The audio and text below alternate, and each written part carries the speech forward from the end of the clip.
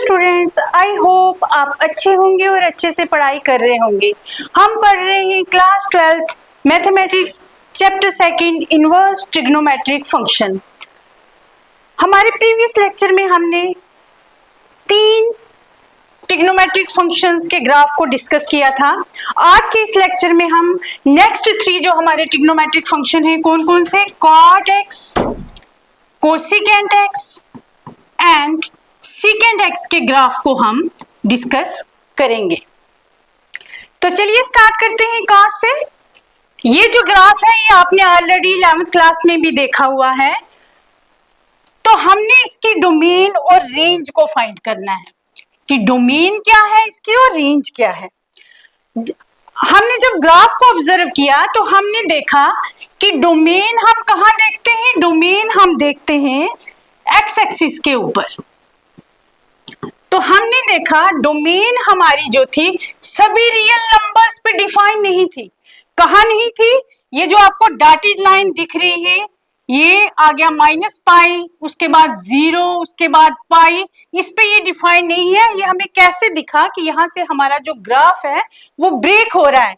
ये देखिए यहाँ से ग्राफ हमारा ब्रेक हो रहा है, तो इस जगह पे हमारा जो रियल नंबर्स पे जो हम इनपुट डाल रहे वो डिफाइन नहीं हो रहे थे। -पाई, 0, पाई पे क्यों नहीं हो रहे थे? आपको पता है कॉट एक्स हमारा किसके इक्वल होता है, ये होता है cos x upon sine x. जहां जहां साइन 0 हो रहा है, जहां जहां साइन की वैल्यू 0, पाई, -पाई, देखो पाई पे भी साइन क्या हो रहा है 0। जहां जहां ये वैल्यू 0 हो रही थी मींस क्या, साइन जहां जहां 0 हो रहा है वहां पे ये हमारा फंक्शन, ये हमारा ग्राफ जो है वो ब्रेक हो रहा था। तो हम इसकी डोमेन को क्या लेंगे, इसकी डोमेन में सभी रियल नंबर्स आएंगे। कौन से नंबर नहीं आएंगे, जहां पे हमारा ग्राफ ब्रेक हो रहा है, ये देखिए n पाई। तो हम क्या करेंगे, इसकी डोमेन को r माइनस n पाई लेंगे। n पाई क्या हो गया, integral multiple of pi. n pi is integral multiples of pi पे ये जो हमारा ग्राफ था ये टूट रहा था, इसलिए हमने उनको क्या करना है, रियल नंबर से माइनस कर देना है।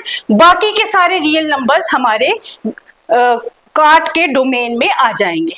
अब इसकी रेंज क्या आ रही है, हमने देखा कि रेंज जो है पूरे रियल नंबर्स आएंगे, क्योंकि यहाँ रियल नंबर्स पे हर जगह हमारा जो कॉट एक्स है वो डिफाइंड हो रहा था। तो रेंज इसकी क्या आ गई, आर मीन्स रियल नंबर्स। अब यहाँ हमने क्या देखा कि हम जब यहाँ पे हर एक्स के ऊपर हमें वाई की इमेज जो थी वो, ये हमारा फंक्शन क्या बन रहा था, मैनी वन बन रहा था। कैसे मैनी वन बन रहा था, देखिए यहाँ पे अगर हम एक्स पुट करते हैं तो हमें 2 आउटपुट्स मिल रही हैं, 3 मिल रही। जितना ये ग्राफ ब्रेक होके बन रहा है यहाँ पे हमें ये मैनी वन फंक्शन बन रहा है, क्योंकि जब हम एक इनपुट दे रहे हैं तो हमें एक एक्स पे हमें वाई आउटपुट जो है वो एक एलिमेंट्स की आउटपुट ज्यादा आ रही थी। मींस ये काफी सारे एलिमेंट्स की जो 1 एलिमेंट की 1 आउटपुट नहीं हो रही थी। यहाँ क्या हो रहा था, 1 जो है उसको कनेक्शन मैनी के साथ हो रहा था। ये देखो 1 का कनेक्शन मैनी के साथ हो रहा है। जब हम हॉरिजॉन्टल लाइन टेस्ट करेंगे तो हमें क्या दिख रहा है कि यहाँ इसकी इमेजेस जो है मैनी एलिमेंट्स की 1 इमेज बन रही थी। तो हमने क्या देखा कि ये हमारा जो फंक्शन है ये मैनी वन फंक्शन हो रहा है। तो हमने क्या पढ़ना था, इनवर्स ट्रिग्नोमेट्रिक फंक्शन। उसके लिए हमारा जो फंक्शन है वो क्या होना चाहिए, 1 1 होना चाहिए, और हमारा फंक्शन क्या होना चाहिए, उसके लिए ऑन टू होना चाहिए। 1 1 और ऑन टू होना चाहिए, मींस हमारा फंक्शन जो है बाइजेक्टिव होना चाहिए। तो ये तो मैनी वन फंक्शन बन रहा था, 1 1 हो नहीं रहा था, इट मींस बाइजेक्टिव फंक्शन हमारा बन नहीं रहा था। तो हमने क्या करना है, इसकी डोमेन को रिस्ट्रिक्ट, मींस ये तो बहुत बड़ी डोमेन थी, यहाँ से आगे भी हम जा सकते हैं, इधर से भी आगे ये, क्योंकि ये हमें सारे रियल नंबर्स पे हमें ये ग्राफ दिया था। तो हमने इसकी रिस्ट्रिक्टेड डोमेन में छोटी डोमेन करनी है, ताकि जहां पे हमारा फंक्शन जो है वो 1 1 हो सके। तो हमने क्या किया कि ये जो स्टैंडर्ड डोमेन है हमने इसकी ये वाली चूज कर ली कि हमने डोमेन को कहां से कहां रखा, हमने डोमेन को रखा 0 से पाई के बीच में। बट 0 और पाई पे हमारा फंक्शन क्या हो रहा था, ब्रेक हो रहा था। तो हमने क्या किया, इसको ओपन इंटरवल से लिख लिया। मींस 0 और पाई इसके अंदर नहीं आएंगे, बीच के सारे एलिमेंट्स जो हैं वो हमारे इस जो हमने रिस्ट्रिक्टेड डोमेन की है उसके बीच में ये सारे एलिमेंट्स आ जाएंगे। तो हमने क्या किया, यहां से और यहां से हमारे ग्राफ को ब्रेक कर दिया और ये हमारा हो गया, ये वाला जो पोर्शन है ये हमने इतना ही ग्राफ कंसीडर किया इस फंक्शन को 1 1 बनाने के लिए, क्योंकि ये हमें मैनी एलिमेंट्स की एक इमेज बन रही थी। तो ये मैनी वन फंक्शन बन रहा था, तो इसको 1 1 बनाने के लिए हमने इसकी डोमेन को रिस्ट्रिक्ट कर दिया। अब ये हमारा फंक्शन जो है ये बाइजेक्टिव हो गया है, क्योंकि इतना लेने से हमें हर एक्स के लिए अलग y मिल रहा है, हर x के लिए हमें अलग y मिल रहा है। तो इट मींस क्या हुआ, ये हमारा फंक्शन जो है अब 1 1 हो गया है। हमारा फंक्शन क्या हो गया है, ये 1 1 हो गया है। एंड ऑन टू तो ये जब इसकी डोमेन को हम रिस्ट्रिक्ट करेंगे तो इसकी रेंज ऑटोमेटिकली रिस्ट्रिक्ट हो जाएगी। तो ये हमारा फंक्शन बन गया है 1 1 और ऑन टू। अब ये फंक्शन हमारा बाइजेक्टिव हो गया है। अब हम क्या कर सकते हैं, इसका इनवर्स जो है फाइंड कर सकते हैं, क्योंकि जो फंक्शन 1 1 और ऑन टू हो उसी का इनवर्स हम निकाल सकते हैं। तो हमने क्या किया, ये हमारी डोमेन थी काट की 0 पाई से, ये रिस्ट्रिक्टेड डोमेन जो हमने ली है इसकी ये क्या आ गई 0 पाई, और रेंज इसकी क्या आ गई R। अब हमने पहले जब हम डोमेन ली थी तो हम यहां देख रहे थे, अब हमने इसका इनवर्स अब निकाल सकते हैं। जब इसका इनवर्स हम निकाल सकते हैं तो हमारा फंक्शन कैसा हो जाएगा, हमारा फंक्शन हो जाएगा जिस फंक्शन का इनवर्स एग्जिस्ट करता है, डोमेन रेंज में चेंज हो जाती है, रेंज डोमेन में चेंज हो जाती है, मींस ये आपस में इंटरचेंज हो जाती है। तो अब इसकी डोमेन क्या हो जाएगी, सभी रियल नंबर्स, एंड रेंज क्या हो जाएगी इसकी, रेंज इसकी हो जाएगी, डोमेन क्या होगी इसकी इनवर्स फंक्शन की, इनवर्स फंक्शन की डोमेन होगी रियल नंबर्स और रेंज होगी इसकी 0 से पाई विद ओपन इंटरवल, मींस ये एंड पॉइंट इसके अंदर नहीं इंक्लूड हो रहे हैं। तो इसको हम बोलते हैं ये हमारी principal branch, principal value branch है। इसका यूज करके हमें आगे क्वेश्चंस को सॉल्व करेंगे। तो यहाँ अब देखो, जब हमने कहा कि ये हमारा फंक्शन का इनवर्स एग्जिस्ट करता है, तो अब क्या करेंगे, ये डोमेन इसकी ये हो गई है, तो डोमेन को हम कहाँ लेते हैं, एक्स एक्सिस पे। तो यहां से यहां तक हमारी डोमेन क्या आ गई, रियल नंबर्स, और हमारा डोमेन आ गई रियल नंबर्स, एंड रेंज क्या आ गया 0 से पाई। तो ये हमारा रेंज को हम y एक्सिस पे दिखाएंगे, तो ये आ गया यहां से हमारा 0 और यहां से पाई, ये बीच का जो फंक्शन है हमने इसको कंसीडर किया इस ग्राफ को। तो ये अब हमारा हो गया है कॉट इनवर्स, रेंज हो गई इसकी r और डोमेन हो गया इसका r और रेंज हो गई 0 से पाई तक। ये है हमारे कॉट एक्स का। यहाँ क्या थी, जब हमने इसको, ये फंक्शन था हमारा कॉट, तब इसकी डोमेन ये थी। जब हमने इसको 1 1 और ऑन टू हमने इसको बाइजेक्टिव बना दिया, उसके बाद इसका इनवर्स एग्जिस्ट कर रहा है, और ये हमारा फंक्शन अब क्या हो गया है, हमारा फंक्शन हो गया है कॉट इनवर्स एक्स, और इसकी डोमेन हो गई रियल नंबर्स और इसकी रेंज हो गई है 0 से पाई, जिसको हम प्रिंसिपल वैल्यू ब्रांच भी कहते हैं। अब चलते हैं नेक्स्ट ग्राफ पे। नेक्स्ट हमारा ग्राफ क्या है, कोसिकेंट एक्स। यहां फंक्शन हमें क्या दिया हुआ है, F X is equal to cosecant X. अब इसके ग्राफ को हमने ऑब्जर्व किया तो हमने यहां भी देखा कि ये इसका ग्राफ जो है ये भी कंटिन्यूस नहीं है, ये भी बीच बीच में टूट रहा है। तो हमने क्या देखा कि हमें पता है हमारा कोसिकेंट किसके इक्वल होता है, कोसिकेंट होता है हमारा 1 upon साइन के। अब अगेन जहां जहां साइन 0 होता है वहां से ये ग्राफ क्या होगा, ब्रेक होगा, क्योंकि वहां पे ये क्या हो जाता है, ये इन्फिनिटी हो जाता है वहां पे। तो हमने क्या किया कि हमें यहां भी अगर हम देखें तो ये हमें ये भी मैनी वन फंक्शन बन रहा था, क्योंकि मैनी एलिमेंट्स की एक ही इमेज बन रही थी। तो यहां भी ये मैनी वन फंक्शन हो रहा है, ये देखिए। तो हमने क्या किया कि इसको भी हमने क्या कहा कि इसको भी हम 1 1 और ऑन2 मींस बाइजेक्टिव बनेंगे तभी इसका इनवर्स एग्जिस्ट करेगा। तो हमने देखा कि पहले देखते हैं हम ब्रेक कहाँ कहाँ हो रहा है, जहां जहां पे ये साइन 0, अगेन ऑब्जर्व करें तो इसकी जो डोमेन है वो सभी रियल नंबर्स आ रहे हैं, एक्सेप्ट कहाँ पे क्या नंबर्स नहीं आ रहे, जहां जहां पे साइन जो है वो 0 हो रहा है। कहाँ हो रहा है, यहाँ -π पे हो रहा है, फिर 0 पे हो रहा है, यहाँ π पे हो रहा है। तो यहाँ जहां ये साइन 0 होता है वो वाली वैल्यू वहां से ब्रेक हमारा हो रहा है ग्राफ, और उस वैल्यू को छोड़ के डोमेन में हमारी सारे रियल नंबर्स आएंगे एक्सेप्ट nπ। nπ क्या हो गया, ये हो गया इंटेग्रल मल्टीपल्स ऑफ पाई को छोड़ के, मल्टीपल्स ऑफ पाई को छोड़ के बाकी सारी रियल नंबर्स हमारे यहाँ इस ग्राफ इसके डोमेन में आ जाएंगे। जब हम रियल नंबर्स की बात करते हैं तो हम यहाँ एंगल्स की बात कर रहे होते हैं।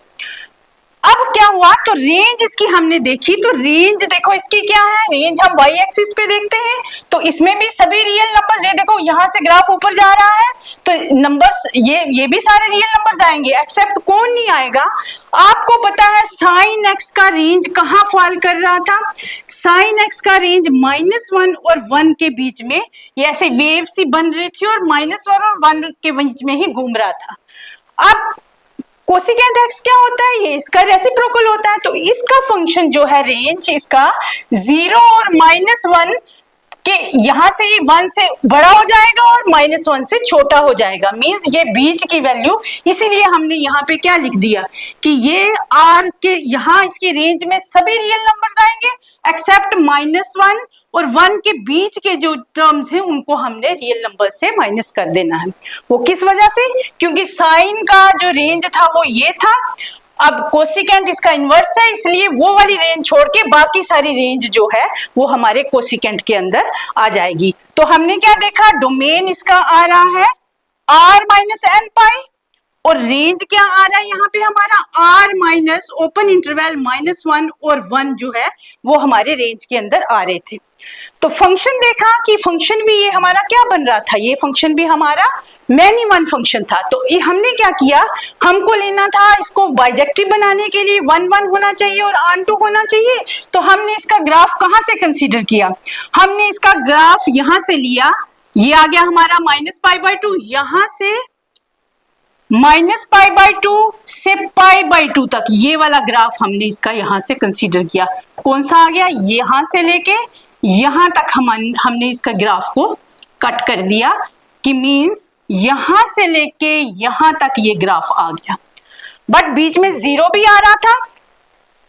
तो 0 पे क्या हो जाता है, ग्राफ डिफाइंड नहीं होता है, नॉट डिफाइंड होता है। तो हमने क्या किया, इस जो हमने डोमेन थी इसमें से 0 को हमने माइनस कर दिया, बाकी सारा हम मतलब 0 पे हम वैल्यू को नहीं लेंगे, बाकी हमारा ग्राफ कहाँ से आ जाएगा, ये आ जाएगा -π/2 से π/2 के बीच में ये वाली रेंज और ये वाली रेंज हमने ले ली, और बाकी हमने क्या कहा कि 0 बीच में आ रहा था तो इसको हमने माइनस कर दिया। अब हमारा रिस्ट्रिक्टेड डोमेन क्या हो गया हमारे फंक्शन कोसिकेंट x का, ये हो गया -π/2 से π/2 और बीच में से 0 हमने निकाल दिया।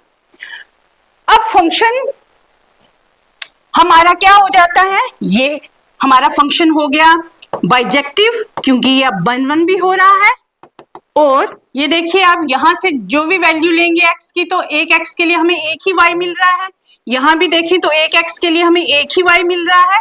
तो अब ये हमारा फंक्शन बन गया है बाइजेक्टिव।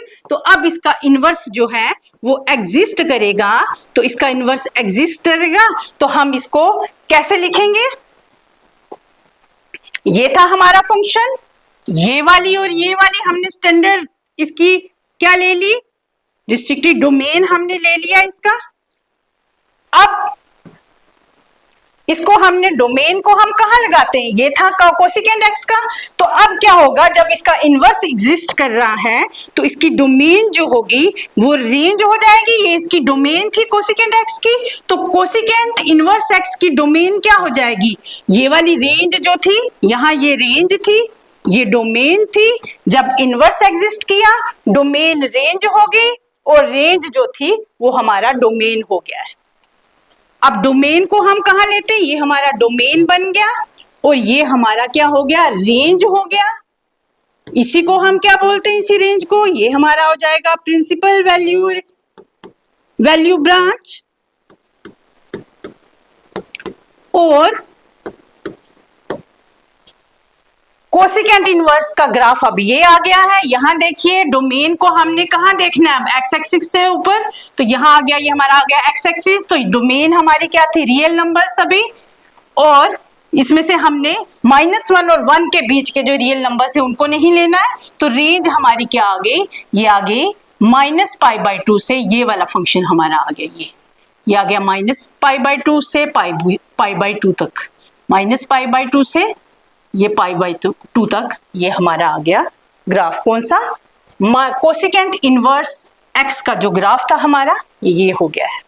हमने पहले क्या किया, हमें ये ग्राफ दिया था, हमने देखा ये मैन्युअल फंक्शन बना रहा है, हमने इसको 1 1 बनाने के लिए इसके ग्राफ को, इसके डोमेन को रिस्ट्रिक्ट किया, छोटा किया कि हमें इतनी ही डोमेन चाहिए। हमने वही पोर्शन लिया जहां पे इसकी डोमेन जो थी, जहां पे ये फंक्शन बाइजेक्टिव हो रहा था, मींस 1 1 हो रहा था, 1 एलिमेंट के लिए 1 ही इमेज मिल रही थी। तो इतना ही हमने कंसीडर किया इसके ग्राफ को, और फिर उसको हमने क्या किया, एक्स एक्सिस पे लगा दिया। ऊपर के ग्राफ से हमें कोई मतलब नहीं, हमें कोसिकेंट इनवर्स के लिए हमें यही ग्राफ बस देखना है कि इसकी डोमेन क्या होगी। और फिर हमने क्या किया, इनवर्स एग्जिस्ट कर रहा है तो डोमेन रेंज हो जाती है, रेंज डोमेन हो जाती है। तो यहाँ कोसिकेंट एक्स की डोमेन ये थी, तो ये रेंज हो गई, तो ये यहाँ क्या था, रेंज था, तो ये इसका डोमेन हो गया। तो ये आ गया हमारा ग्राफ कोसिकेंट एक्स के लिए। अब लास्ट हमारा आ जाता है सीकेंट एक्स। इसका ग्राफ भी कुछ ऐसा होता है। तो आपको पता है सीकेंट एक्स किसके इक्वल होता है, सीकेंट एक्स होता है 1/cos। अब यहाँ पे जब हम इसने डोमेन की हमने वैल्यू देखी, तो ये भी सभी रियल नंबर्स पे वैल्यू दे रहा था, बट ब्रेक कहाँ कहाँ हो रहा था, जहां जहां पे ये cos हमारा 0 हो रहा है, जहां जहां पे ये cos 0 हो रहा है वहां पे ये नॉट डिफाइंड था। तो हमने क्या करना है, इसकी डोमेन में सभी रियल नंबर्स लिए, एक्सेप्ट क्या नहीं लिया, हमने लिया ऑड मल्टीपल्स ऑफ, जो odd multiples of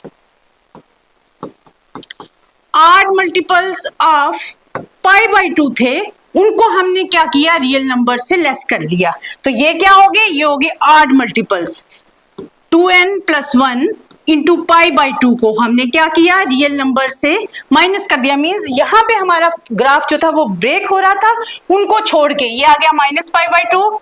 odd multiples कौन से हो गए, π/2, 3π/2, 5π/2। यहाँ पे हमारा ग्राफ जो था वो टूट रहा था, ब्रेक हो रहा था, तो इनको हमने रियल नंबर से छोड़ दिया। ये डॉटेड लाइन दिखा रही है कि यहाँ पे ये देखो, यहाँ से यहाँ तक ग्राफ गया, फिर यहाँ से छूट गया, फिर यहाँ से आया, इधर से भी देखें तो यहाँ ग्राफ है, फिर यहाँ छूट रहा है क्योंकि यहाँ ब्रेक हो रहा है ग्राफ, फिर यहाँ से बन रहा है ग्राफ। तो ये वाले नंबर्स को छोड़ के जो ऑड मल्टीपल्स ऑफ π/2 को थे बाकी सारी डोमेन हमारी इस सीकेंट एक्स के फंक्शन में आ जाती है।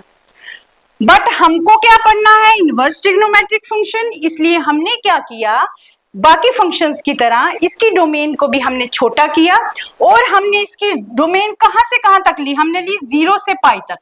हमने यहां से यहां तक इसकी डोमेन ली, मींस ये वाला पोर्शन और ये वाला पोर्शन जो था वो हमने इसकी डोमेन में ले लिया। यहां से ये वाला पोर्शन और यहां से ये वाला पोर्शन इसकी डोमेन में लिया, 0 और π के बीच में।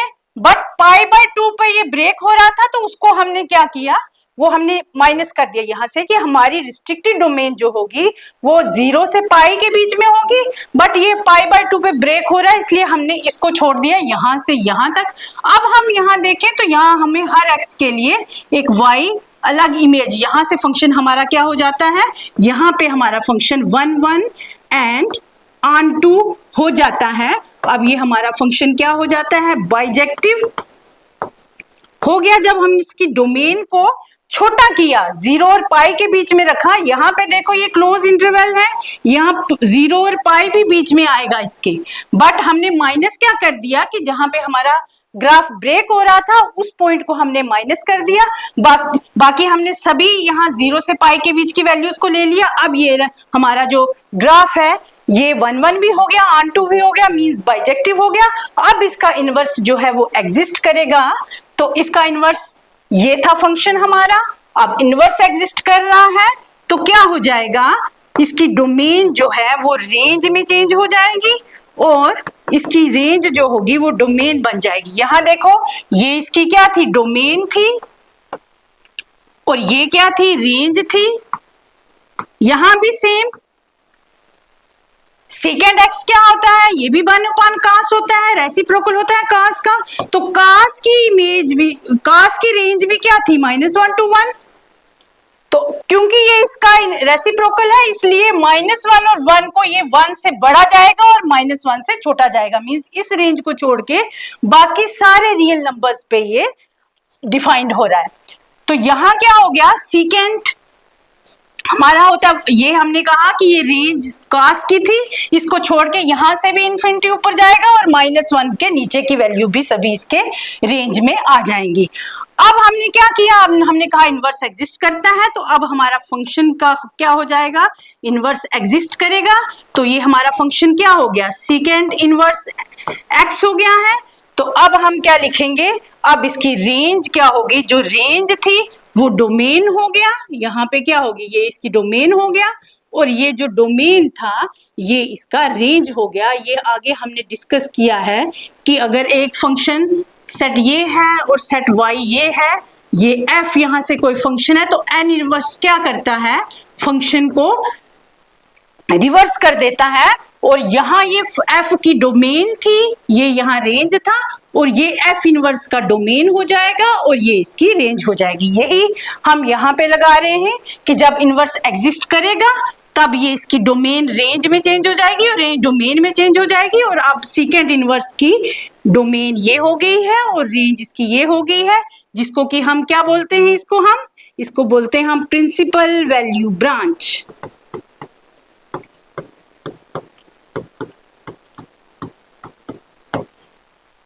तो ये थे हमारे ग्राफ। आई होप आपको इनकी समझ आ गई होगी। अब हम टेबल पे देख लेते हैं, क्या एक्चुअल डोमेन थी, क्या एक्चुअल रेंज था, क्या रिस्ट्रिक्टेड डोमेन हुई, क्या रेंज हुई, ये अब हम देखते हैं। साइन एक्स की डोमेन ये थी, रेंज था -1 से 1, और यहाँ हमने रिस्ट्रिक्टेड डोमेन इसकी क्या कर दी, -π/2 से π/2, और रेंज तो इसका यही रहा -1 से 1। आगे cos की रेंज क्या, डोमेन था रियल नंबर्स और रेंज थी -1 और 1। जब हमने इसको 1 1 बनाया तो हमने इसकी रेंज को छोटा किया, 0 और π के बीच में लिया, और रेंज इसकी जो थी वो वही रही, क्योंकि वो वहीं पे रिस्ट्रिक्ट हो गई। tan x का डोमेन क्या था, रियल नंबर्स, माइनस हमने यहाँ से क्या माइनस किया, इसके ऑड मल्टीपल्स ऑफ π/2, क्योंकि tan के नीचे भी क्या होता है, tan भी होता है sin अपॉन cos, तो जहां जहां cos 0 हो रहा था वहां पे हमने उसको माइनस कर दिया। बाकी रियल नंबर्स की रेंज ये थी। फिर जब हमने रिस्ट्रिक्ट किया इसको 1 1 बनाने के लिए, तो हमने इसकी रेंज को ओपन इंटरवल्स -π से π/2 के, ये हमने सभी डिस्कस किया है। आगे रेंज इसकी आगे रियल नंबर्स। सिमिलरली कॉट अभी हमने डिस्कस किया कि इसकी रेंज थी r - n π, means integral multiple of pi हम माइनस कर रहे थे रियल नंबर से, और रेंज इसकी रियल नंबर्स थी। बट जब हमने 1 1 बनाने के लिए इसकी रेंज को, इसके डोमेन को रिस्ट्रिक्ट किया, तो ये ओपन इंटरवल 0 से पाई तक लिया और रेंज इसकी r थी। सिमिलरली कोसिकेंट x की भी डोमेन ये आ गई और रेंज ये आ गया, ये अभी हमने डिस्कस किया, और रिस्ट्रिक्टेड डोमेन इसकी ये आ गई और रेंज इसकी r माइनस ओपन इंटरवल -1। इसका एक क्या मीनिंग होता है, ये इसमें सभी रियल नंबर्स आएंगे, 1 यहां से यूनियन, इसको हम ऐसे भी लिख सकते हैं 1 से इन्फिनिटी तक, इसका यही मीनिंग है। r से हमने क्या लेस किया, हमने लेस किया ओपन इंटरवल -1 और 1 को, मतलब इस पे हमने वैल्यू नहीं ली, बाकी सारी वैल्यू इसके अंदर आ जाएगी। अब सेम सेकेंड x का डोमेन क्या आ गया, r माइनस ये, और इसका रेंज क्या आ गया, यही जो हमने अभी यहाँ पे मेंशन किया है, और फिर इसके रिस्ट्रिक्टेड डोमेन ये आ गई और रेंज इसकी ये आ गई। ये था इसका कंसेप्ट। अब आपको क्या याद रखना है, ये जो टेबल है इसको आपने लर्न करना है, क्योंकि इसी का यूज होगा आगे एक्सरसाइज में। आपको पता होना चाहिए साइन इनवर्स x का प्रिंसिपल वैल्यू ब्रांच क्या है, कोसिकेंट इनवर्स एक्स का क्या है, ये वैल्यूज आपको याद रखनी है।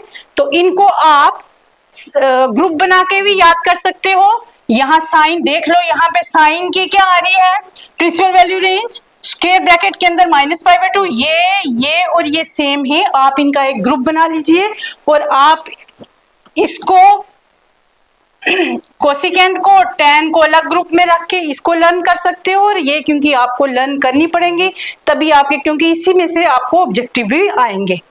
तो ये सारी इसकी प्रिंसिपल वैल्यू रेंज आ गई। अब हम देखते हैं, अब कुछ प्रॉपर्टीज हैं, ये भी आपको लर्न करनी पड़ेगी। साइन ऑफ माइनस थीटा किसके इक्वल होता है, ये सारे आपका आगे जो हमने क्वेश्चन सॉल्व करने हैं उसके बेसिक्स, ये कंसेप्ट आपको आने चाहिए। Sine of minus theta minus sine theta के इक्वल होता है, cos of minus theta cos theta के इक्वल होता है, tan of minus theta minus tan theta के इक्वल होता है, और cosecant of minus theta minus cosecant theta के इक्वल होता है, और सीकेंट ऑफ माइनस थीटा ये सीकेंट थीटा। देखो कॉस और सीकेंट जो है ये दोनों पॉजिटिव आ रहे हैं आगे, बाकी सारे की जो माइनस है वो बाहर आ रही है। अब कुछ और फार्मूलाज हैं जो आपको आगे काम आएंगे, वो भी आपको याद रखने हैं। वो कौन से हो गए, साइन इनवर्स माइनस एक्स, ये किसके इक्वल होगा, ये हो जाएगा माइनस साइन इनवर्स एक्स को। ये भी आपको लर्न करने हैं, ये भी आगे यूज होंगे। उसके बाद जो इसके बाद साइन, फिर tan इनवर्स देख लेते हैं, tan इनवर्स माइनस एक्स किसके इक्वल होगा, ये भी आ जाएगा tan, ये भी आएगा tan minus of tan inverse x के इक्वल होगा। Similarly cosecant inverse minus x किसके इक्वल होगा, ये होगा माइनस कोसिकेंट इनवर्स x के इक्वल होगा। एक आपको ये याद रखने, मैंने इनको इसलिए इकट्ठा लिखा लेकिन क्योंकि इनकी प्रॉपर्टी सेम थी। अब आगे देखते हैं हम कॉस वाली फैमिली की। कॉस में क्या आ गया, cos of cos inverse minus x किसके इक्वल हो जाएगा, pi minus cos inverse x की। उसके बाद कॉट इनवर्स माइनस एक्स किसके इक्वल होगा, pi minus cot inverse x की। ये सभी आपको लर्न करके रखने हैं, तभी आपके क्वेश्चन सॉल्व होंगे। आगे सीकेंट इनवर्स एक्स किसके इक्वल होगा, माइनस ऑफ एक्स, ये हो जाएगा pi minus secant inverse x की। इनकी प्रॉपर्टी सेम थी, ये अलग लिख लिए और ये अलग लिख लिए, इससे आपको लर्न करने में आसानी रहेगी। अब आप आगे क्वेश्चंस को सॉल्व करते हैं ताकि आपको पता चले कि कहाँ हम इस प्रिंसिपल वैल्यू का यूज करते हैं। तो हमें ये एक एग्जांपल दी हुई है, find the principal value of sine inverse 1/√2। तो हम क्या करेंगे, हम लिखेंगे let x is equal to sine inverse 1/√2। हमें कहता है इसकी प्रिंसिपल वैल्यू को फाइंड करो। हमें क्या यहाँ फाइंड करना है, इसकी प्रिंसिपल वैल्यू को।